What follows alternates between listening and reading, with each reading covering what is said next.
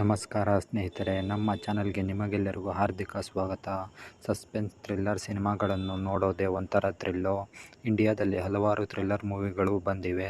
ಹಾಗಿದ್ರೆ ಬನ್ನಿ, ಯಾವುದು ಟಾಪ್ 5 ಥ್ರಿಲ್ಲರ್ ಸಿನಿಮಾಗಳು ಅಂತ ನೋಡ್ಕೊಂಡು ಬರೋಣ.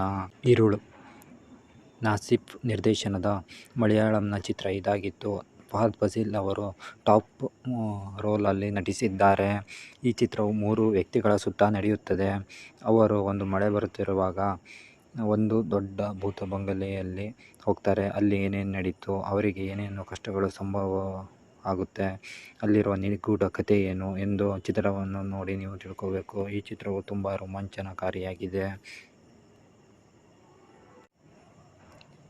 ಅಂಜಾಮ್ ಪತಿರ ಮಿಥುನ್ ಥಾಮಸ್ ಅವರ ನಿರ್ದೇಶನದ ಅಂಜಾಮ್ ಪತಿರ ಒಂದು ಹಿಟ್ ಮೂವಿಯಾಗಿದ್ದು, ಶರಫುದ್ದೀನ್ ಲೀಡ್ ರೋಲಲ್ಲಿ ಆ್ಯಕ್ಟ್ ಮಾಡಿದ್ದಾರೆ.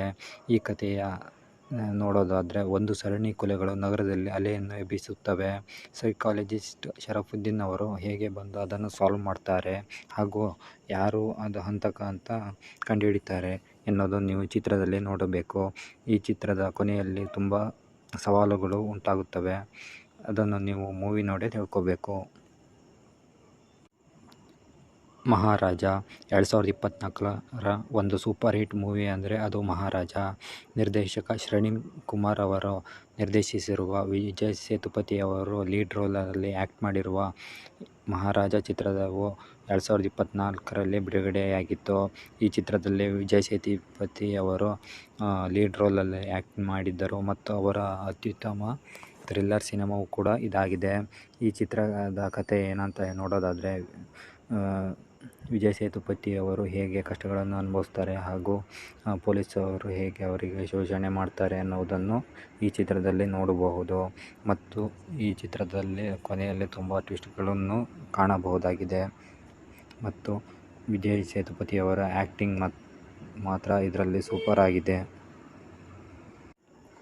ಖೈದಿ ಲೋಕೇಶ್ ಕನಗರಾಜ್ ನಿರ್ದೇಶನದ ಒಂದು ಸೂಪರ್ ಹಿಟ್ ಮೂವಿ ಇದಾಗಿದ್ದು, ಕಾರ್ತಿಕ್ ಲೀಡ್ ರೋಲಲ್ಲಿ ಆ್ಯಕ್ಟ್ ಮಾಡಿದ್ದಾರೆ.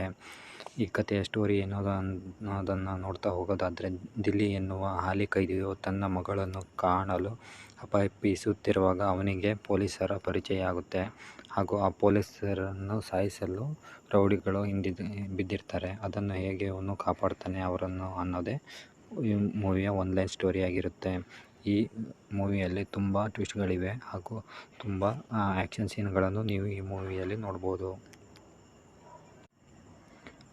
ಫಾರೆನ್ಸಿಕ್ ಅನಸ್ ಖಾನ್ ನಿರ್ದೇಶನದ ಒಂದು ಸೂಪರ್ ಹಿಟ್ ಮೂವಿ ಇದಾಗಿದ್ದು, ಟೊವಿನೋ ಥಾಮಸ್ ಅವರು ಲೀಡ್ ರೋಲಲ್ಲಿ ಆ್ಯಕ್ಟ್ ಮಾಡಿದ್ದಾರೆ.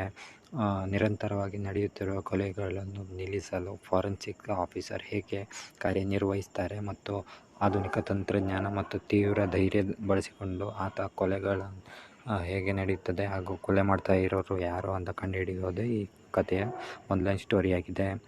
ಇವು ಟಾಪ್ 5 ಭಾರತೀಯ ಥ್ರಿಲ್ಲರ್ ಸಿನಿಮಾಗಳು. ನಿಮಗೆ ಯಾವ ಚಿತ್ರ ತುಂಬ ಇಷ್ಟ ಆಯಿತು? ನಿಮ್ಮ ಅಭಿಪ್ರಾಯಗಳನ್ನು ಕಮೆಂಟ್ ಬಾಕ್ಸ್ನಲ್ಲಿ ತಿಳಿಸಿ.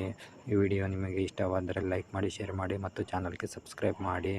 ಮತ್ತು ಒಂದು ರೋಚಕ ವಿಡಿಯೋದಲ್ಲಿ ಭೇಟಿಯಾಗೋಣ. ಧನ್ಯವಾದಗಳು.